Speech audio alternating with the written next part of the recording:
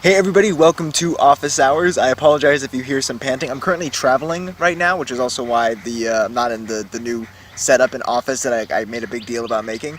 Anyways, the panting is coming from my parents' dog, who has decided that he wants to join me on this vlog.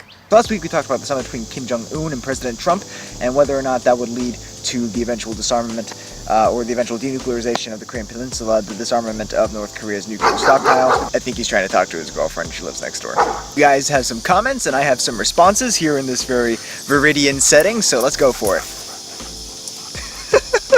So Eric Schmidt asked if I thought that even though North Korea had failed to denuclearize in the past, whether or not they might still do so here. I guess the best way of trying to answer that is maybe to look at the only previous case where a country willingly gave up its nuclear stockpile, and that would be South Africa. So I was reading this book chapter by Maria Babbage, I'll put the link to the PDF down in the doobly-doo, that argued that there are basically three reasons why South Africa surrendered its nuclear weapons or chose to disarm themselves of their nuclear weapons. First being that by the end of the Cold War there was hardly a security threat justifying their existence. The second was that disarming their nuclear weapons ended up proving to be a better signal of their credibly wanting to be included in the ranks of democratic and Western countries than having the nuclear weapons. And then three, the idea that they didn't want to have future possible ANC Congresses have access to the nuclear weapons. If you look at those rationales and try to generalize them to North Korea, I'm not sure we're exactly in the same kind of place here. So with North Korea's example, the security threat that they have been arguing for decades, justifying the expansion of the nuclear program,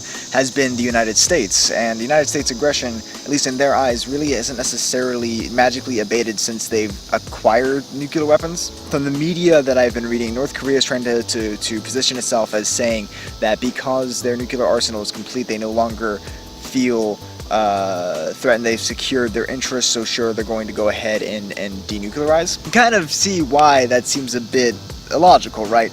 They're saying that they have acquired the security that they need that in order to be taken credibly on the world stage. Now that they are being taken credibly, they're going to remove the one thing that made them credible. Second, it being a more credible signal that North Korea is willing to play ball with democratic countries.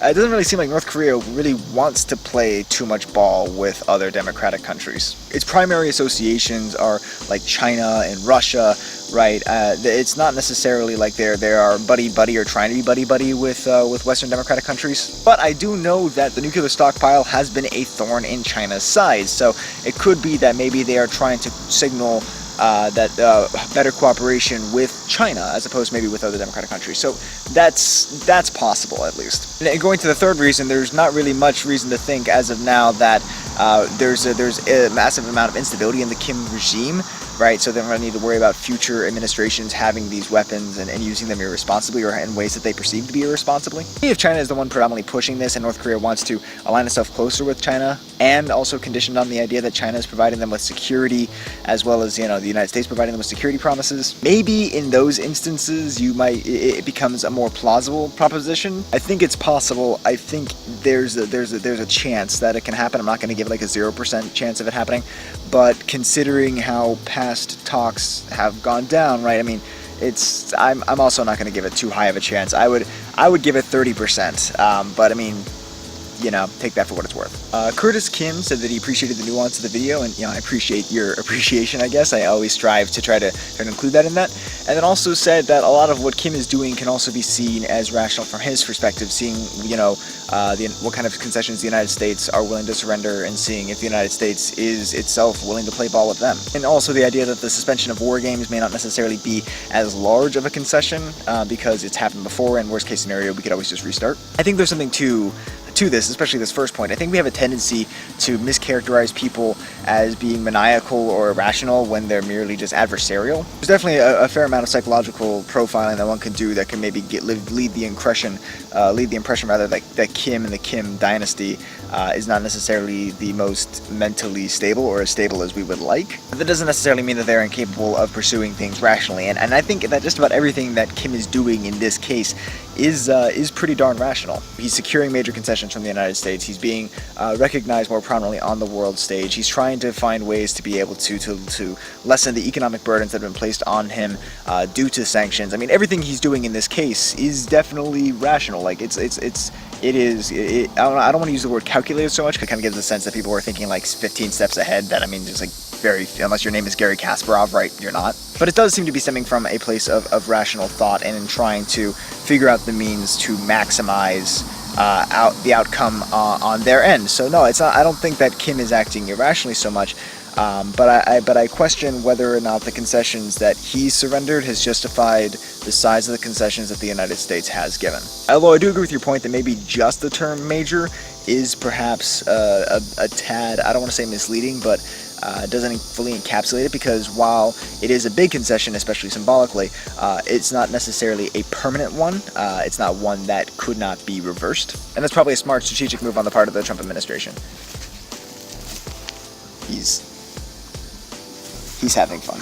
I'm kind of curious to see what sort of enforcement mechanisms are going to be agreed upon, or if any are going to be agreed upon here, because ultimately that's the sort of thing that broke the deals last time, and it requires a degree of transparency that I'm not sure the Kim regime is quite ready to give to the United States. It's still obviously developing. It's still something that we need to keep an eye on, and again, cautious optimism I think is the best way forward, but I want to emphasize the caution as much as I emphasize the optimism. Achilles Infinitus made some points that, if I'm reading them correctly, argued that we need to, look past the atrocities of the Kim regime if we want to continue negotiating with them, or otherwise just do the dirty work of removing them and transplanting another form of government in there, whether that's one that's more favorable to the United States or to China.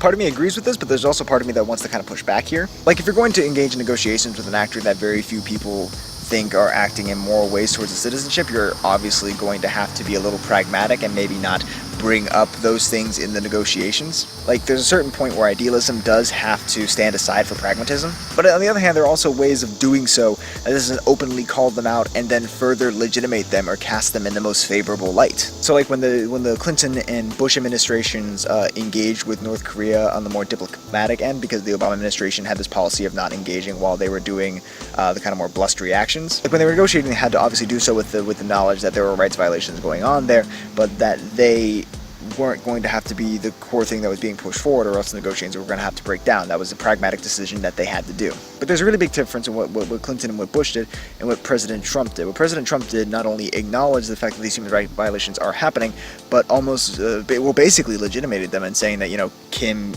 he cares about his people, he's just trying to do what's best for them. Parts of me that acknowledges and knows that we have to sometimes engage with bad actors diplomatically, and sometimes that means swallowing some bitter pills. But there is absolutely zero part of me that is comfortable with, in any way, shape, or form, legitimating human rights violations. So that's all the time we have for Office Hours today. Thank you guys so much for watching. I know this isn't it's a little bit of a rocky video since I don't have the tripod, and the audio is going to be a little worse than I would like, because again, now I'm traveling. But despite the fact that I'm traveling, I do have a backlog set up, so this week's video is going to be regular quality, and it's going to be on Fortnite. I think you guys will enjoy it. If you haven't checked out last week's video on the North Korea summit, you can click somewhere around here. Again, I don't know where the cards go. You would think by now, I don't.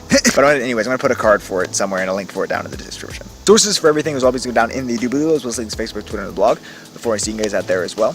If you enjoyed this video, I hope you consider giving it a thumbs up. If you want to support the channel, you can do so by commenting down below, either here or on videos that pique your interest, by sharing all those videos, and by subscribing to the channel and stay in the loop for more awesome social science content is uploaded. If you want to be guaranteed to be in the loop when more videos are uploaded, be sure to click the bell icon as well. Harley's coming in to say goodbye. Anyways, as always, thank you guys for watching. I'll see you next time.